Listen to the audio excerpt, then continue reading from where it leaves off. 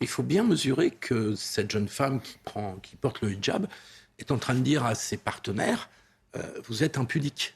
C'est ça que signifie le hijab. Ça veut dire que là, une femme ne doit pas montrer ses cheveux, ne doit pas montrer ses épaules, ses formes de manière générale, qu'elle doit dissimuler son corps le plus possible. Et parce qu'une femme doit être pudique, c'est ça la signification du hijab. Et donc je suis d'accord sur le fait que c'est une régression incroyable. En France, on a le Conseil d'État qui a quand même fait une jurisprudence assez solide pour protéger non seulement... Il y a eu le rapporteur qui a été contredit par l'avis final. Contredit par le Conseil d'État. Qui a rendu un avis plus rapidement que prévu, sans doute aussi face au tollé et à la polémique. Oui, puis je crois qu'il était réuni en Assemblée générale, ce qui a un certain poids. Donc ça veut dire que sa jurisprudence a quand même une certaine solidité et que les fédérations sportives en France ont les moyens juridiques de pouvoir empêcher... Mais ça, c'était à l'échelle franco-française. Là, on est à l'échelle mondiale.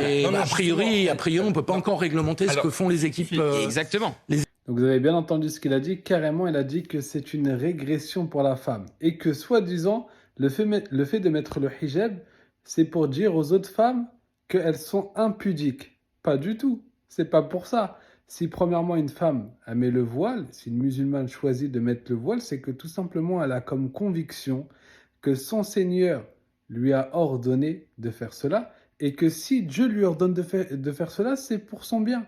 Bien sûr que on est d'accord tous que ça renvoie à la pudeur, ça renvoie à une certaine éthique dictée par Dieu.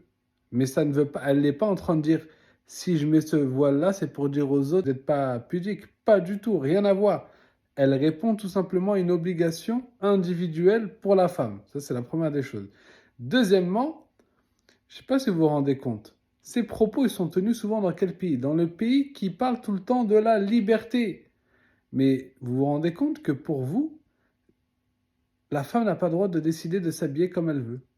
En fait, quand tu as de tels propos sur un plateau télé, quand tu es en train de dire que c'est régressant carrément pour toi, qu'une femme ait la possibilité de couvrir ses cheveux si elle le veut, pour toi, en fait, la femme, c'est une esclave qui doit obligatoirement dévoiler son corps.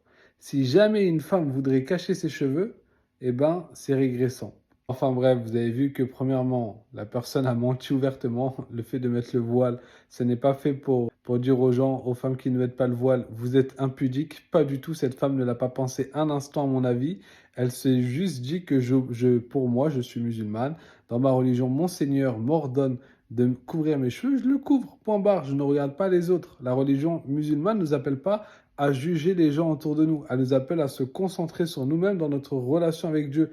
On n'est pas là pour dire elle, cette personne, elle est impudique ou pas impudique. D'ailleurs, les pieux prédécesseurs, ils disaient, une personne qui voyait des défauts chez autre que lui-même, on le considérait parmi les gens de l'insouciance. L'islam est là pour que le changement se fasse en premier intérieurement. Tu ne peux pas aller condamner des gens ou quoi, alors que tu as énormément de travail à faire sur toi-même.